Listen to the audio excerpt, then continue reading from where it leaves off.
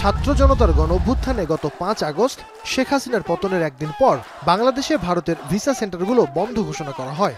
এর ঠিক ৪ দিন পর ১১ই আগস্ট সেন্টারগুলো খুলে দেওয়া হয়। সেন্টার খুললেও আগের আবেদনের ভিসা ডেলিভারি নেওয়া হচ্ছে না নতুন কোনো আবেদন। আবার ভিসা থাকা সত্ত্বেও বিমানবন্দরে আটকের ভয়ে ভারতমুখী হচ্ছেন না অনেকেই। এতেই সংকটে বাংলাদেশ ভারত আকাশপথের যোগাযোগ। ঢাকা থেকে চেন্নাই, কলকাতা ও দিল্লি রুটে ধারণ ক্ষমতার ৫০% যাত্রীও মিলছে না। বাধ্য হয়েই রুটগুলোতে বন্ধ হচ্ছে ফ্লাইট চলাচল। ঢাকা থেকে ভারতের বিভিন্ন রুটে ফ্লাইট পরিচালনা করছে বিমান, ইউএস বাংলা ও নভো এয়ার। ঢাকা কলকাতা রুটে সপ্তাহে ৭টি ফ্লাইট পরিচালনা করা নভো এয়ার যাত্রী সংকটে প্রথমে ফ্লাইট নামিয়েছিল ৩-এ, তাতেও ৫০% যাত্রী পাচ্ছিল না এয়ারলাইন্সটি। বাধ্য হয়েই গেল ১৬ সেপ্টেম্বর থেকে পুরোপুরি ফ্লাইট বন্ধ করে দেয় তারা। যাত্রী থাকলে ফ্লাইট চলবে, না থাকলে একটা সার্টেন টাইম পরে আপনাকে একটা অপ্রিয় হলেও একটা কঠিন সিদ্ধান্ত নিতে হয়।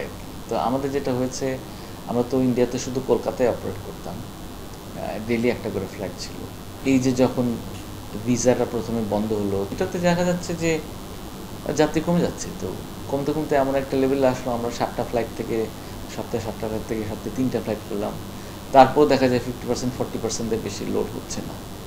তো আপনি ভাড়া কত কমাবেন? যাত্রী না থাকলে ভাড়া কমিয়ে লাভ কি? তো সেই বিবেচনায় আমরা দেখলাম যে একেবারেই মানে আর পারা যাচ্ছে না চালানো, তখনই বাধ্য হয়ে আমরা বন্ধ রেখেছি। কলকাতা রুটে ইউএস বাংলা এয়ারলাইন্স ঢাকা ও চট্টগ্রাম থেকে সপ্তাহে ২১টি ফ্লাইট পরিচালনা করত। যাত্রী সংকটে এই এয়ারলাইন্সটিও চট্টগ্রাম কলকাতা ফ্লাইট বন্ধ করেছে। আর চেন্নাই রুটে সপ্তাহে ১১টি ফ্লাইট থেকে কমে দাঁড়িয়েছে 5-এ।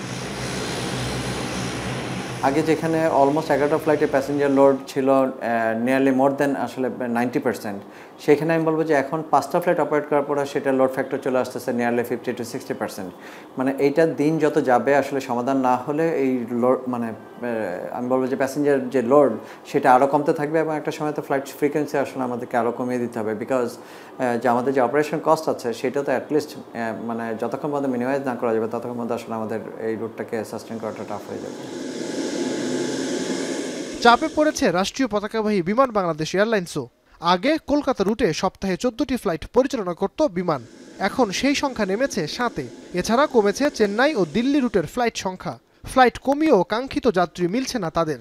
তো আমাদের হচ্ছে কি অনেক প্রথম থেকে আসার এটা কিন্তু আমাদের ফুল ফ্লাইট আসতেছে, আসার প্রেশারটা সুন্দর, যাওয়ার প্রেশারটা একটু কম ছিল, 30% টু 40-45 এরকম ছিল। এটা আস্তে আস্তে একটু বাড়ছে। তো এটা আরও কিছুদিন আমরা অবজার্ভ করব। অবজার্ভ করার পরে আমাদের ম্যানেজমেন্ট ডিসিশন নেবে যে বলবে কিনা গভর্নমেন্টকে। এয়ারলাইন্সগুলো বলছে ভিসা জটিলতা এমন দীর্ঘসূত্রতা চলতে থাকলে এই রুটগুলো থেকে স্থায়ীভাবে ব্যবসা গুটিয়ে বিকল্প রুট খুঁজতে হবে তাদের। নাইম আবির, এখন, ঢাকা। শিয়া বাটার ও ভিটামিন ই সমৃদ্ধ lily glam beauty soap. Lily, always beautiful.